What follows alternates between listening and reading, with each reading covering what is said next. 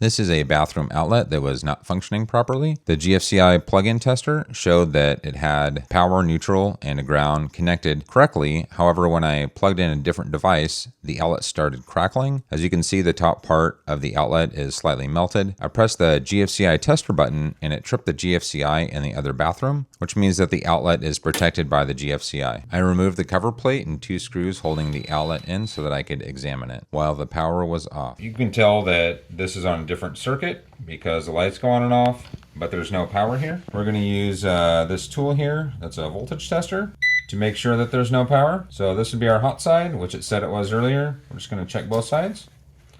So now I'm confident that that's working properly. So if we take a look here, we can see where it's burnt. And so it's melted through this whole section all the way around. The reason it did that is this screw is not tight enough. I guarantee you that's what's going on. If you're going to be tightening these, I recommend using either a #1 Phillips head, or I prefer a flat head. Gives me a great grip and as far as gripping the screw that's on there, the terminal screw. So we're going to go ahead and disconnect this, and we're going to install this new outlet that's right here. We can see that this is melted all the way down here. We're going to be cutting this wire back and until it's not burnt anymore. And if we need to, we will junction this wire to make sure that it reaches this. If it doesn't, just by cutting it back. So this side over here, just to show you, when I wiggle this wire here, I have not done anything. I don't know if you can see. I'll just push hard on it. See how it's basically coming apart? This is almost coming all the way out without me having loosened the screw at all. There we go. So we're going to go ahead and redo these. So this guy goes down. So it goes on this little spot right here. This little guy is also gonna be bent down because these two are on the same side. And our last little guy here is gonna be bent up. So I'm basically pulling against these and then pulling on this way. So if I don't do that, this is gonna fall out. So I'm pulling in 2 different directions to keep this very tight. And just for precaution, these were exposed, these screws, and so I put some tape over it. That way when I was messing around with the ground, I didn't accidentally hit it.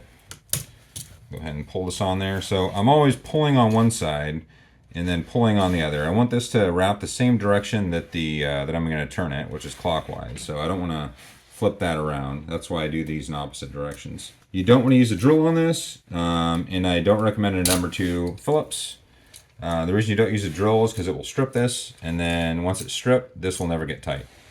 If you use a Phillips, just regular screwdriver doing it by hand, you can run into the issue of it not getting tight enough, which I've seen lots of times.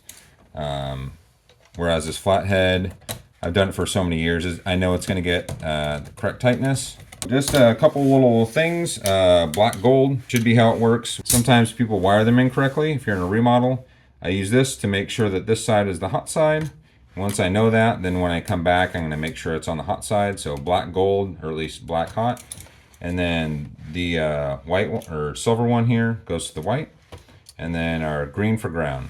Something you can do, it's totally optional. Typically, if you're working in a box that is either metal or if there's other things in it, I'll just tighten this down with my screwdriver just to move it out of the way.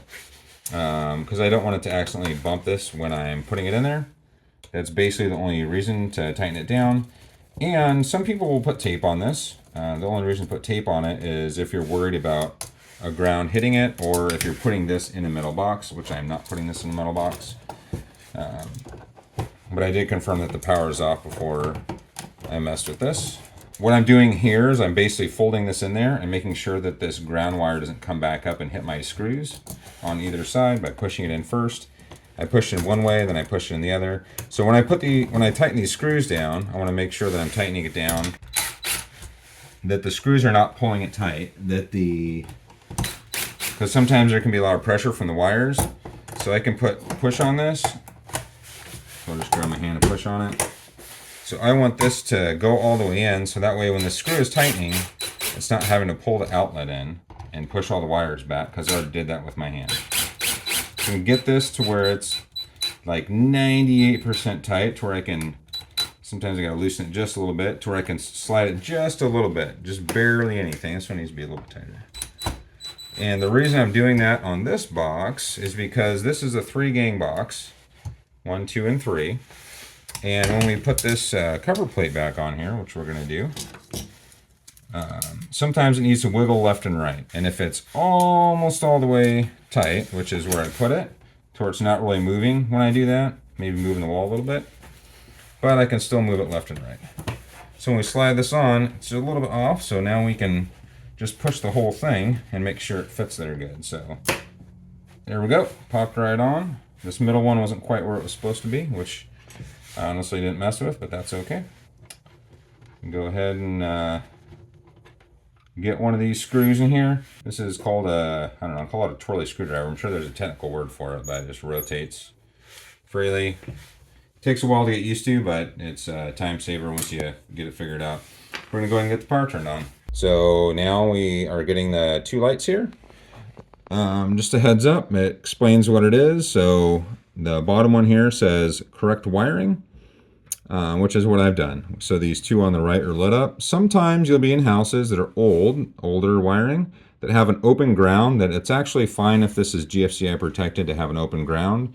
But if there is a ground, definitely connect it. Just adds extra safety to it. Yeah, that's it. We installed a tamper resistant outlet, and everything else in there still works. So we're good to go.